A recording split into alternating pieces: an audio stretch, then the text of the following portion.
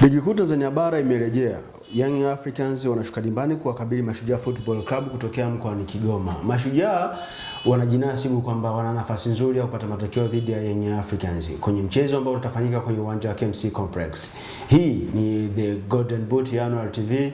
Mimi ni Lusamo Hamisi Lusamo, kama alivyoada niko na Leopard John. Tunakupitisha kwenye uchambuzi ili uweze kufahamu ni kitu gani hasa kinaweza kikatokea kwenye mchezo kati ya Young Africans dhidi ya Mashujaa Football Club. Leopard, Mashujaa mchezo wa kwanza kabisa wanaenda kucheza na Young Africans msimu huu wa 2025-2026. Wanaenda kucheza na Young Africans kwenye uwanja wa nyumbani wa Young Africans. Lakini mchezo wa kwanza wa Mashujaa na wa kwanza kwa Young Africans kwa Ligi Kuu Tanzania Bara toka umeanza mwaka 2026. Tutegemee mchezo wa aina gani kutoka kwa timu zote mbili? Of course ni mechi ngumu kwa upande wa Young Africans, lakini mechi ngumu sana kwa upande wa Mashujaa Football Club, kwa sababu wao wanaingia kwenye hii mechi wakiwa wanaitwa kama vile underdog, kwa maana Young Africans ana advantage mbili, ana advantage ya head to head, lakini bado ana advantage ya kuwa katika ardhi ya nyumbani, kwa maana uwanja wa KMC Complex umekuwa ndio uwanja wa nyumbani kwa klabu ya Young Africans siku za hivi karibuni. Amekuwa anautumia sana, lakini ukija kuangalia kwa Mashujaa kwenye msimu huu inakwenda kuwa ni mechi yao ya pili katika uwanja wa KMC Complex mara baada ya mchezo wao wa mwisho walikipiga dhidi ya Singida Black Stars katika ule uwanja na wakaweza kufungwa 1-0. So unaangalia safari hii wanarejea tena katika ule uwanja kwenda kucheza na timu ngumu ya Young Africans, timu ambayo kiukweli unaweza kusema wanapewa upatu mkubwa kuweza kuifunga Mashujaa kwenye huu mchezo. Kitu kizuri kwa Young Africans ambacho wanaingia nacho kwenye huu mchezo ni kumbukumbu ya mchezo wao wa mwisho kukutana na timu hizi mbili katika uwanja wa Lake Tanganyika mkoani Kigoma. Mashujaa Football Club alipoteza bao 5-0, mechi ambayo ilipigwa katika uwanja mgumu wa Lake Tanganyika huko mkoani Kigoma. So unakuja kuangalia Young Africans kuelekea mchezo wa kesho bado anakuwa na hiyo kumbukumbu nzuri. So wengi waliokuwepo kwenye kile kikosi kama Chama ambaye aliingia kimiani mara mbili, I think safari hii hayupo, lakini Young Africans kwa asilimia kubwa ni ile ambao wanakwenda kucheza nayo. Kitu kikubwa kwa Mashujaa ambacho wanakwenda kukifanya katika huu mchezo, pengine inaweza kuwa ndio sera yao, ni kukimbia katika maeneo zaidi kuliko Young Africans watakavyoingia. Mashujaa wameondokewa na wachezaji wawili, mmoja akiwa muhimu sana, Abdulmalik Zakaria ambaye alikuwa ni kiongozi kwenye safu ya ulinzi ya Mashujaa, ameondoka. Mashujaa watakuja kwa namna gani ili kuweza walau kwa kutumia mifumo ya Mwalimu Mayanga kujiboresha kwenye eneo la ulinzi? Maana kupata perfect replacement ya Zakaria ni shughuli kidogo. Ya, ni kweli ameondoka kwenye kikosi mchezaji ambaye alikuwa ni regular starter kwenye kikosi cha Mashujaa Football Club kwenye timu ambayo iko chini ya Mwalimu Mayanga. Lakini unaangalia katika nafasi ambayo yupo Abdulmalik Zakaria ama alikuwapo, kuna watu ambao wanaweza wakareplace hiyo nafasi na pengine wako provide kitu bora kuliko watu wengi wamekuwa wakizania. Kuna mtu kama vile Baraka Mtui Popa kwenye hilo eneo amekuwa anacheza vizuri. Kuna mtu pia kama vile Frank Magingi ingizo jipya amekuwa mara kadhaa amekuwa anacheza katika hilo eneo. Still wana mtu kama vile Samson Madeleke, Mohamed Musa, wote wapo katika hilo eneo. Wanaweza wakacheza kwenye hilo eneo kwa nyakati tofauti. So Mashujaa FC wamekuwa wana utajiri wa walinzi wakati katika hilo eneo, bila kumsahau mtu kama vile Samuel Onditi ambaye huyu kiasili ni namba 6, lakini anaweza pia kwenye ile eneo akatumika kwa sehemu moja ama nyingine. Kwenye safu ya ushambuliaji ya Mashujaa hawaonekani kama kuwa strong sana. Kwenye michezo miwili iliyopita kama sikusahau mitatu, nadhani walifunga bao moja kwenye michezo mitatu iliyopita ya Ligi Kuu Tanzania Bara ambayo wali struggle kupata ushindi. Wanaenda kucheza na Young Africans ambayo ni kwenye huu mchezo wao ndio farasi. Yani Young Africans ndio timu inayopewa nafasi kubwa ya kushinda. Na beki zake, yani unachukua ile beki nzima ya timu ya taifa ya Tanzania iliyoshiriki AFCON. Hawa ndio mabeki wa Young Africans. Tutarajia kitu chochote kile kutokea kwenye safu ya ushambuliaji ya timu ya Mashujaa? Ni wazi Mashujaa wamekuwa wana struggle katika hilo eneo la kufunga. Ukiangalia mechi yao dhidi ya Coastal Union ambayo ilikuwa mechi ya mwisho kwenye ligi kuu, walitoka sare ya 0-0. Mechi yake ya nyuma kabla ya Coastal I think walikipiga dhidi ya Dodoma Jiji kama niko sahihi, waliweza kupata bao 1-0, lakini mechi za nyuma pia walikuwa wana struggle, walikuwa wanapata sare. Walicheza pia na Mbeya City, walitoka sare nafikiri kwenye ule mchezo. So unaangalia wamekuwa wana hiyo struggle ni katika eneo la kufunga, though wana washambuliaji ambao ukiangalia kwa majina wana majina makubwa, mtu kama vile Ismail Mgunda, profile yake sasa hivi, Jafari Kibaya the same, Selemani Bwenzi, Ngushi, Munzir Vuai, hao wote wana create ile nafasi ya mwisho ama nafasi ya kushambulia katika upande wa Mashujaa.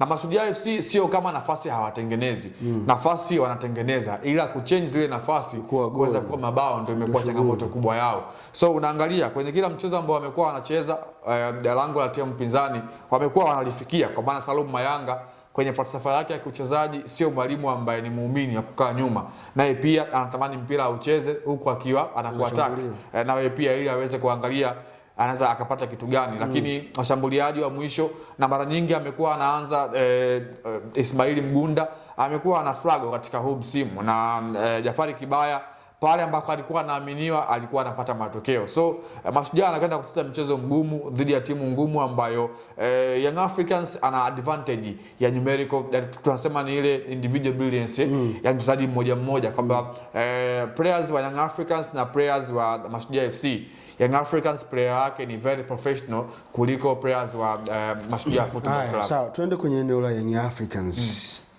Djigui Diarra amerejea Tanzania, lakini haja train na timu mpaka sasa, si ndio? Ni kitu gani tukitegemee kwenye lango la Young Africans? Abdultwalib Msheli anaweza akaendelea kuwa sehemu ya kikosi cha Young Africans baada ya kufanya vizuri kwenye mashindano ya Mapinduzi, au baba mwenye nyumba amerejea anakabidhiwa funguo?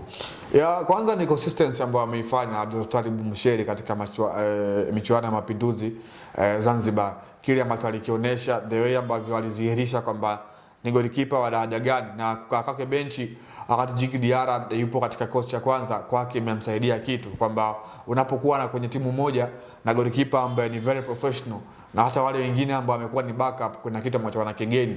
Angalia Abdultwalib Msheli sasa hivi unaona ana ule ukomavu, endurance akiwa kiwanjani, na hiyo ndio silaha kubwa ya klabu ya Young Africans kuendelea kumwamini bwana mdogo mpaka hii leo kuweza kutetea kwenye kikosi, kwa maana wanafahamu eneo gumu ama eneo ambalo lina changamoto kuweza kupata replacement ya golikipa bora ni kwenye hilo eneo la goalkeeping, kwamba lazima ukitunze kile ambacho uko nacho ili baadaye usije ukahangaika. So mimi nafikiri kama Djigui Diarra amesharejea nchini lakini bado hajafanya training na wenzake, hataweza kuwa sehemu ya mchezo kwa maana bado hajaingia kwenye plans za mwalimu kuelekea kwenye huu mchezo husika. Katikati ya uwanja pale anastahili kuweza kuwa kwenye huu mchezo, lakini nakumbuka mechi ya mwisho katika uwanja wa KMC Complex kati ya Young Africans na Mashujaa Football Club, goalkeeper alikuwa ni Komeni Abubakar. Akatunguliwa mbali. I think alikuwa ni Jafari Kibaya kama sijakosea. Alipiga shuti ambalo watu wengi wanaanza kumlalamikia goalkeeper. So vitu kama hivyo vinakumbushia katika kuelekea huu mchezo. Lakini Mashujaa tutegemee kwamba watatoa mchezo mzuri kwa maana imekuwa ni kawaida yao. Tuende kuangalia safu ya kiungo ya Young Africans ambapo ameingia Damaro Kamara, lakini pia Musa Balakonte alikiwasha kwenye Kombe la Mapinduzi kwa kiwango cha kufikia hatua kwa mchezaji bora wa mashindano ya Mapinduzi Cup. Tutegemee Young Africans wakienda na nani? Musa Balakonte kumcement kwenye ile nafasi na kumpa confidence zaidi kwamba sasa hivi tuna appreciate kiwango chako, anaweza kaendelea tena kupata nafasi, au Damaro Kamara tutarajia ataanza kupewa mikoba ya ile nafasi ambayo amesajiliwa kwa sababu hiyo? Kwanza Musa Balakonte alikuwa ni mchezaji bora wa mechi ya finali ya Mapinduzi. Uwepo wake kwenye kikosi kwa maana tunafahamu kwenye huu mchezo Young Africans yeye anaingia akiwaza kushambulia moja, kushambulia mbili, kushambulia tatu mpaka tano. Kwa maana hiyo inatakuwa plani ya Mwalimu Pedro Goncalves, kwa maana anawaheshimu Mashujaa lakini muda mwingi hatakuwa anakaa nyuma akisubiri Mashujaa ndo acheze, kwa maana yeye anafahamu ndio timu nambari moja kiwanjani. So katika eneo la midfield utakuta mwalimu ameweka viungo ambao sawa, kuna baadhi ama kuna maeneo atakuwa na sifa ya kiulinzi, lakini zaidi wao wana sifa ya kushambulia. Nategemea kumuona mtu kama Damaro Kamara katika eneo la chini, and then eneo la juu awepo mtu kama vile Duke Oga Abuya ambaye huyu anakuofa katika maeneo mawili, katika eneo la kukaba lakini pia katika eneo la kushambulia, kwa maana muda wote ama anakuofa kwa nyakati zote mbili tofauti. So na eneo ambalo mimi binafsi yangu naona tutakuwa na batu kubwa ni katika eneo la midfield la kwenye huu mchezo, kwa maana Mashujaa nao pia si haba katika hilo eneo. Wana watu ambao tumeshuhudia ubora wao ambao wamekuwa nao. Mtu kama vile Yusuf Dunia Luenge kwenye hilo eneo tumemwona mara kadhaa amekuwa anafanya vizuri. Kuna mtu pia Idris Istanbul though, kwa maelezo ya afisa habari alituambia kwamba ameenda kufanyiwa matibabu, yupo kwenye kikosi. Lakini pia yupo mtu kama vile Hassan Haji kwa maana ya Cheda, yupo kwenye kikosi. Lakini pia tumemshuhudia igizo jipya la mtu kama vile Onditi, David Olomi. Hao wote katika hilo eneo la midfield wamekuwa wanafanya vizuri. Pia kuna mtu kama vile Omari kwenye kikosi. Hao wote ni baadhi ya watu. Kuna taarifa anaweza kaondoka Mashujaa. Kwa anaweza si sehemu ya mchezo. Kwa unaona kuna hiyo chemistry hapa tunakwenda kushuhudia bato katika eneo la katikati mwa uwanja kutokana na viungo ambao wanapatikana katika timu hizo zote mbili ambazo zinakwenda kucompete. Kwenye kikosi cha Young Africans kuna maingizo matatu ya washambuliaji. Kuna Samuel Mwanengo, Emmanuel Samuel Mwanengo, lakini kuna Alan Okero, the Starboy, the man himself kutoka 253, kuna Maria Depo. Ndio. Tunaenda kuiangalia safu ya ushambuliaji ya Young Africans ikianza na akina nani kati ya hawa watatu ambao wameingia. Of course tumemshuhudia Mwanengo katika mchuano ya Mapinduzi. Mwalimu alikuwa anajaribu kumpa ile nafasi ya kucheza, lakini pia kumuona jinsi gani anaweza akaingia kwenye mifumo yake. Kwa hiyo moja kati ya wachezaji ambao tunashuhudia kwenda kuwashuhudia kwanza anaweza akawa ni Emmanuel Mwanengo, lakini Alan Okelo, the Starboy, lakini pia kwa Depu tumeshuhudia wametambulisha siku za hivi karibuni. Tumewaona akiwa anafanya mazoezi pamoja na wenzao kwenye timu, lakini lazima tuone kwamba wanapata chemistry gani na wenzao ndio waingie, sio tu kuingia moja kwa moja kwenye kikosi cha kwanza cha timu. Lazima mwalimu hata kama wakiwa sehemu ya mchezo waanzie kwenye benchi ili mali waweze kupata ile rhythm ya mechi, jinsi gani ambavyo wanaweza wakaelekea mechi. Na ndio maana tumekuwa tunashuhudia baadhi ya wachezaji maingizo mapya wamekuwa wakifanywa hivyo, sio kuingia moja kwa moja kwenye kikosi. Lazima mwalimu awaingize hawa wachezaji kwenye mifumo yake taratibu kulingana na aina ya mchezo, lakini pia aina ya mechi. Pengine hii inaweza ikawa ni mwanzo wa hawa kuweza kuingia kwenye kikosi wakitokea benchi, lakini kwenye mechi ambazo zinafuatia huenda ndio wakawa ni regular. Lakini kwa safari hii bado ni mapema mno kuweza kuwashuhudia hawa wakiwa wanaanza moja kwa moja, kwa sababu Young Africans sio kama hawana wachezaji wazuri, na wao kwenye hii mechi ndio wanapewa nafasi kubwa. Kwa hiyo mwalimu ana uwanja mpana wa kuchanga karata zake ili mradi kupata matokeo mazuri kwenye huu mchezo. Kama kila kitu kitabakia constant, nani anaenda kushinda huu mchezo? Ingawa Steve Said Ndorobo ameahidi wakishinda Dar es Salaam ni yake, Tanzania ni yake. Young Africans dhidi ya Mashujaa, nani anaenda kupoteana? Of course mimi moja kwa moja nitaondoka na Young Africans kutokana na head to head, lakini pia jinsi ambavyo Young Africans wamekuwa wana mwendelezo mzuri kwenye hii michuano. Mechi ya mwisho dhidi ya Fountain Gate tuliona ambacho walikifanya, and then wao pia ndio defending champion. Hiyo yote inafanya kuepa Young Africans chachu katika huu mchezo kuweza kuibuka na ushindi. Tunazungumzia ndani ya uwanja, sio nje ya uwanja. Kile ambacho amekizungumza Steven Ndorobo kwa maana afisa habari wa Mashujaa, kile ni nje ya uwanja, kwa maana yeye mwenyewe binafsi yake anaamini timu yake. Mara baada ya nje ya uwanja kumalizika atazungumza, lakini sio ndani ya mchezo. Mchezo ni dakika 90 na respect ubora wa Mashujaa, lakini kwa Young Africans naondoka na Young Africans moja kwa moja.